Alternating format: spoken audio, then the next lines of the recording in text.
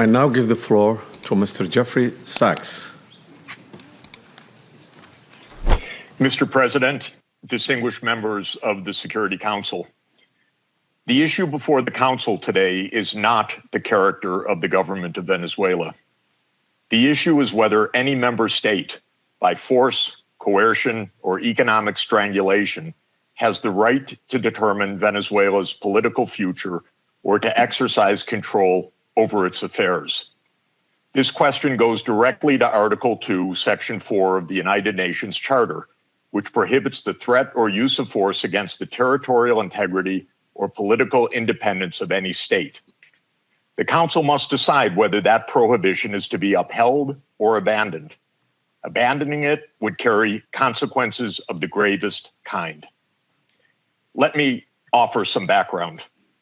Since 1947, the United States foreign policy has repeatedly employed force, covert action, and political manipulation to bring about regime change in other countries. This is a matter of carefully documented historical record. In her book, Covert Regime Change, political scientist Lindsay O'Rourke documents 70 attempted U.S. regime change operations between 1947 and 1989 alone.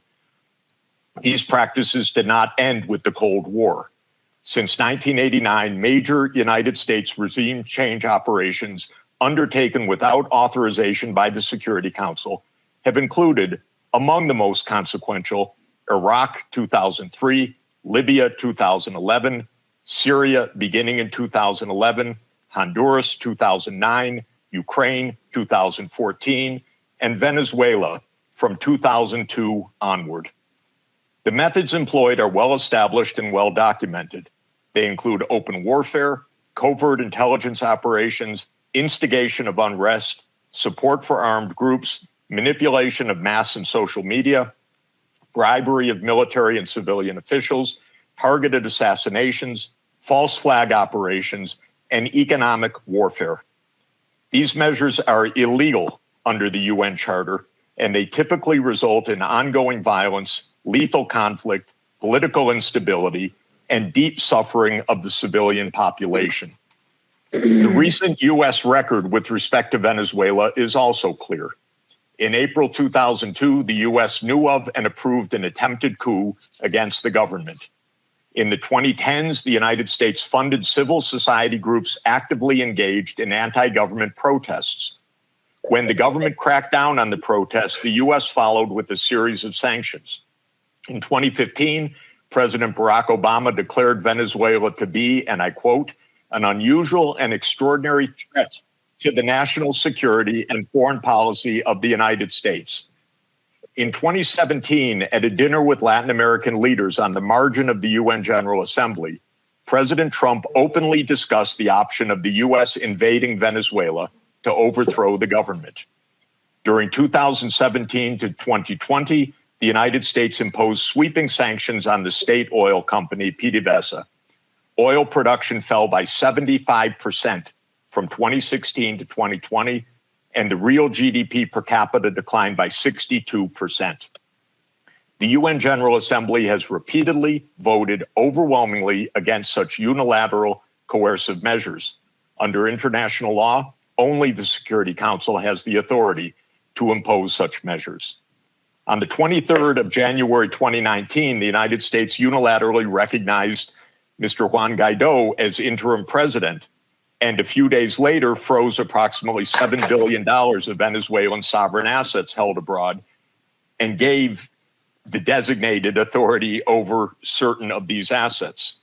These actions form part of a continuous U.S. regime change effort spanning more than 2 decades. In the past year, the United States has carried out bombing operations in 7 countries, none of which were authorized by the UN Security Council, and none of which were undertaken in lawful self-defense under the Charter.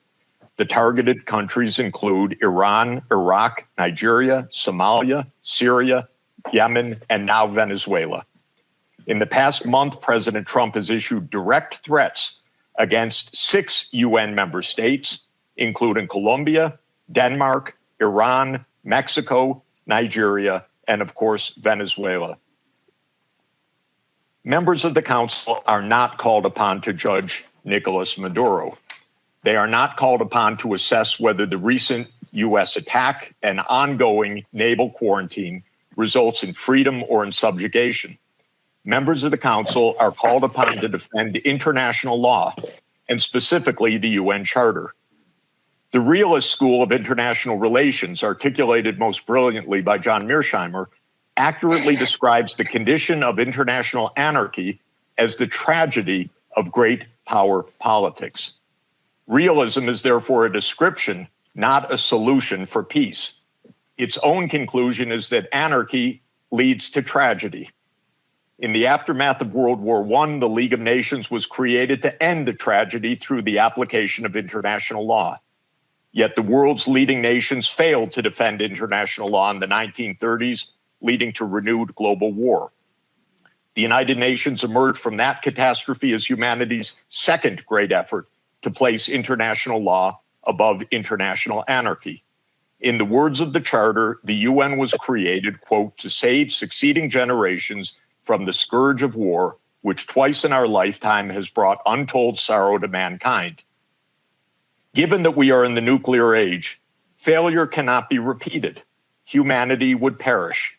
There would be no third chance. To fulfill its responsibilities under the Charter, the Security Council should immediately affirm the following actions. The United States shall immediately cease and desist from all explicit and implicit threats or use of force against Venezuela. The United States shall terminate its naval quarantine and all related coercive military measures undertaken in the absence of authorization by the UN Security Council. The United States shall immediately withdraw its military forces from within and along the perimeter of Venezuela, including intelligence, naval, air, and other forward deployed assets positioned for coercive purposes. Venezuela shall adhere to the UN Charter and to the human rights protected in the Universal Declaration of Human Rights.